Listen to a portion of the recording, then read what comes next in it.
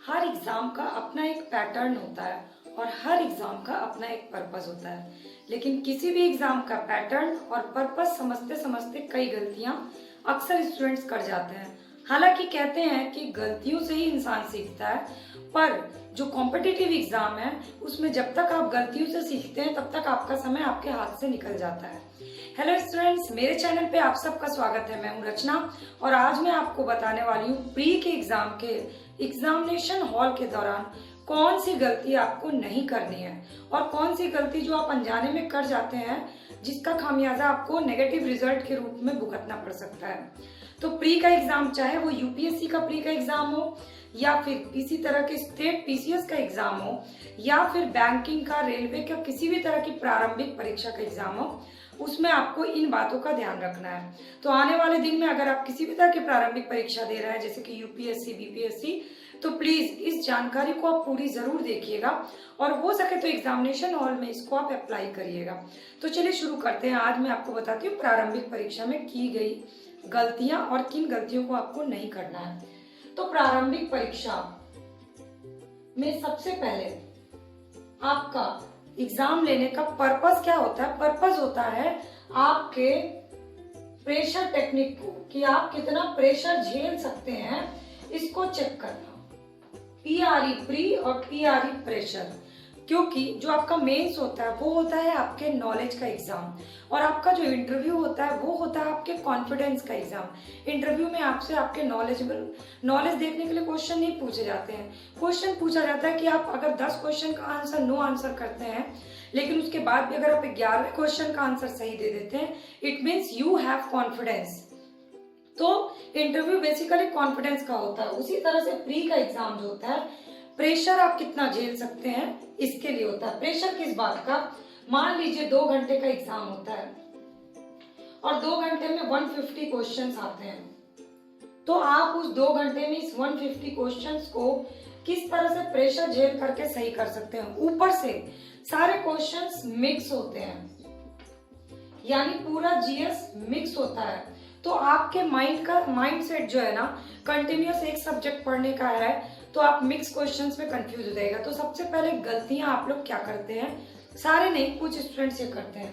Question paper मिलता है, जैसे ही आपके हाथ में क्वेश्चन पेपर आता है तो मैक्सिमम स्टूडेंट्स क्या करते हैं, सबसे पहले कुछ स्टूडेंट्स होते हैं जो फर्स्ट नंबर क्वेश्चन से सॉल्व करना शुरू कर देते हैं।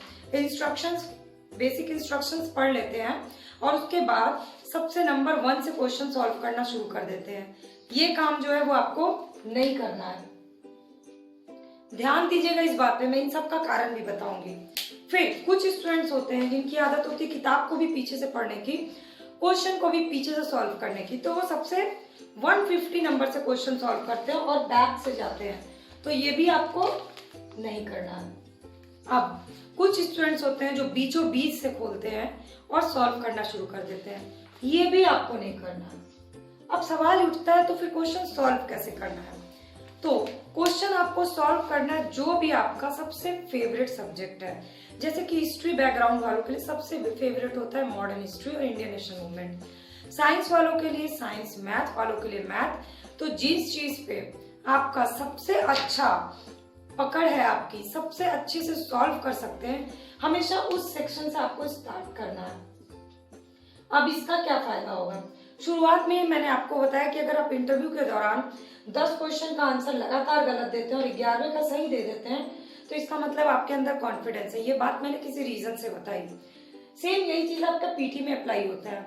अगर आप नंबर 1 से क्वेश्चन सॉल्व करना शुरू कर देते हो और मान लीजिए नंबर 1 पे शुरुआती 10 क्वेश्चन ज्योग्राफी के, and geography your weak portion, तो आप 10 में से सिर्फ 2 क्वेश्चन सही कर पाइएगा और लगेगा आपको कि आपको तो 8 क्वेश्चन आते ही नहीं, और सबसे पहला जो थॉट आएगा कि आपका प्री का एग्जाम गड़बड़ हो रहा है। हमारे शरीर का जो मेन इंजन है वो हमारा दिमाग है। दिमाग ही पूरे शरीर को मैसेज देता है और अगर दिमाग में एक बार नेगेटिव मैसेज आ गया, आपका कॉन्फिडेंस ऑटोमेटिक डाउन हो जाएगा। इससे क्या होगा, जो क्वेश्चंस आपको आते हैं वो भी आप गलत कर सकते हैं। और अगर इससे उल्टा आप मेरी बात मानते हैं अगर, और अपना फेवरेट सेक्शन सेलेक्ट कर लेते हैं, जैसे कि हिस्ट्री, मॉडर्न हिस्ट्री, जैसे ही आपने देखा 30 क्वेश्चन है, 30 में आपने 22 से 25 क्वेश्चन कर लिए, बहुत इजीली आपका कॉन्फिडेंस बूस्ट हो जाएगा। और उसके बाद आपको ज्योग्राफी के टफ क्वेश्चन भी ना इजी लगने लगेंगे, आपका दिमाग एक्टिव हो जाएगा, सारे ऑप्शंस पे आप ध्यान से पढ़िएगा। आप हो सकता है कि ना आते हुए भी आपको कुछ आंसर्स क्लिक कर जाए। तो ये फायदा होता है हमेशा अपने फेवरेट सेक्शंस का आंसर पहले देने से। तो हमेशा सबसे पहला पैटर्न आपका यही होना चाहिए कि सबसे पहले आपको अपना फेवरेट सेक्शन सेलेक्ट करना है। ये हो गई आपका पहला काम जो आपको करना है। और क्या नहीं करना है, तो नंबर 1 से या 150 से या बीचों बीच से शुरू नहीं करना है। आपको पूरे क्वेश्चन को एक फटाफट से एक बार पलटना है, अपना फेवरेट सेक्शन चूज करना है और वहां से शुरुआत करनी है। मान लीजिए आपका नंबर 1 फेवरेट सेक्शन है हिस्ट्री, आपने कर लिया। सेकंड नंबर पे आपका करंट अफेयर्स है, फिर उसको चूज करिए। थर्ड नंबर पे आपका जो है वो पॉलिटी है, उसको चूज कर लीजिए। पहले अपने सारे फेवरेट सेक्शन को कर लीजिए, उसके बाद आप बाकी। इसमें आपका बिल्कुल भी टाइम वेस्ट नहीं होगा, सिर्फ कॉन्फिडेंस बढ़ेगा और टाइम भी बचेगा, क्योंकि जो सेक्शंस आपके लिए टफ है उन क्वेश्चंस को बार बार पढ़ने में आपका टाइम वेस्ट होगा। तो प्लीज इस बात को आप इस बार के प्री के एग्जाम में फॉलो करिए। और अगर आपको ये चीजें सही लग रही होंगी तो मुझे कमेंट सेक्शन में कमेंट करके जरूर बताइएगा। अब चलते हैं दूसरी चीज। दूसरी गलती क्या करते हैं स्टूडेंट्स जो नहीं करना उनको, कि लगातार क्वेश्चन नहीं सॉल्व करना है। अब ये क्या तरीका है कि लगातार क्वेश्चन सॉल्व नहीं करना है, ये क्या पैटर्न है आपको मैं बताती हूँ। सबसे फर्स्ट राउंड होता है जो आपको क्वेश्चन एकदम अच्छे से आते हैं, इट मीन्स जिसमें आप 100% कॉन्फिडेंट हैं, जो आपको पता है कि बिना ऑप्शन देखे भी आपने इसका आंसर सही लगाया है। वो होते हैं 100% कॉन्फिडेंट क्वेश्चन, जो किसी भी तरह से आपका गलत नहीं हो सकता है। फर्स्ट राउंड में आपको ऐसे क्वेश्चंस करने हैं। और कोई भी कितना भी इंटेलिजेंट स्टूडेंट हो, हमेशा 150 में फर्स्ट राउंड में वो 60 तक ही रहता है। तो फर्स्ट राउंड आप पहले कॉन्फिडेंट वाले क्वेश्चन फटफट, मतलब आपको टिक में लगाते जाना। अच्छा ये वाला आता है, आपने ओएमआर शीट में भर दिया, तो इससे क्या होगा, एक राउंड आपका 60 पर आप पहुंच जाएंगे। फिर आपको देखना आप सेकेंड राउंड में फिर से क्वेश्चन सॉल्व करिए। तो वो जो आप सॉल्व कर चुके हैं उसको घेरा लगाते जाइए, ताकि फिर उस पर नजर आपकी ना जाए और आपका समय बच जाए। आपको सिर्फ उन्हीं क्वेश्चंस पे नजर डालना है जो छूट गया है। तो सेकंड राउंड में वो क्वेश्चंस करिए जिसमें आप 80% कॉन्फिडेंट है, यानी 2 ऑप्शंस में कंफ्यूज है, थोड़ा सा सोचेंगे तो इसका आंसर निकाल लेंगे, तो वो करिए। मैथ में भी उन्हीं क्वेश्चंस पे दिमाग लगाइए, उन्हीं क्वेश्चंस को सॉल्व करिए जो सेक्शन आप इजीली फटाफट सॉल्व कर सकते हैं। लंबे प्रोसेस वाले क्वेश्चन सॉल्व करने में टाइम वेस्ट मत करिए। तो सेकंड राउंड आप उन क्वेश्चंस को करिए जिसमें आप 2 ऑप्शन में कंफ्यूज हैं और ज्यादा सोचने पे आपको याद आ जाता है, तो आप 70 नंबर तक पहुंच जाइएगा। थर्ड राउंड जिसमें आपको थोड़ा बहुत गेस करना पड़ेगा, वो क्वेश्चन होते हैं यानी 50% वाले, उसमें भी आप 10 क्वेश्चन कर लेते हैं। और फोर्थ राउंड होता है जय माता दी, यानी फोर्थ राउंड में आप पूरी तरह से गेस करते हैं। तो ये जो फोर्थ राउंड है ये आपका यूपीएससी में नहीं चलता है। क्यों? क्योंकि नेगेटिव मार्किंग है। तो यूपीएससी में 60, 70, 80 नंबर आपका बहुत अच्छा स्कोर है, तो आपको उससे ज्यादा जाने की जरूरत नहीं है। लेकिन आपका क्वेश्चन सॉल्व करने का पैटर्न यही होना चाहिए, 100% वाले क्वेश्चन, फिर 80% वाले, और थर्ड राउंड में जो गेस होते हैं, वाइज गेस मारे जाते हैं जैसे कि। और आपको इस चीज का हमेशा ध्यान रखना है कि इसी पैटर्न पे सॉल्व करिए। फर्स्ट राउंड में हमेशा 100% कॉन्फिडेंट वाले क्वेश्चन सॉल्व करने के बाद अपना टोटल स्कोर जरूर देख लीजिए। ये हो गई आपके लिए दूसरी, इसमें क्या करना है और क्या नहीं करना। अब मैं आपको बताती हूँ तीसरी चीज। तो अभी तक आप ये वीडियो देख रहे हैं, इसका मतलब आपको ये वीडियो इंफॉर्मेटिव लग रही है, तो प्लीज लाइक जरूर करिएगा और कमेंट सेक्शन में अपने डाउट्स मुझसे शेयर करिएगा ताकि मैं उनको क्लियर कर सकूं। और फ्री ऑफ कॉस्ट रोज की क्लास से अपडेट रहना है तो चैनल के सब्सक्राइब या फॉलो बटन को क्लिक कर लीजिए, तो ताकि आपको सारी video update free of cost रोज मिल जाएगी। अब चलते हैं थर्ड नंबर। थर्ड नंबर में क्या नहीं करना है और क्या करना है। तो थर्ड नंबर आपका जो है वो ये है कि आपको ओएमआर शीट में जो आप टिक लगाते हैं सेम वही चीज आपको अपने ओएमआर क्वेश्चन पेपर पे भी उसी ऑप्शन को कोई अलग मार्क कर देना है। इसका क्या कारण है बताती हूँ। नॉर्मली क्या होता है, एग्जामिनेशन हॉल में हम प्रेशर के कारण फटाफट से सॉल्व करते हैं और सॉल्व करने के चक्कर में किसी 2 ऑप्शन पर टिक लग जाता है, कभी 3 ऑप्शन पर टिक लग जाता है क्वेश्चन पेपर में।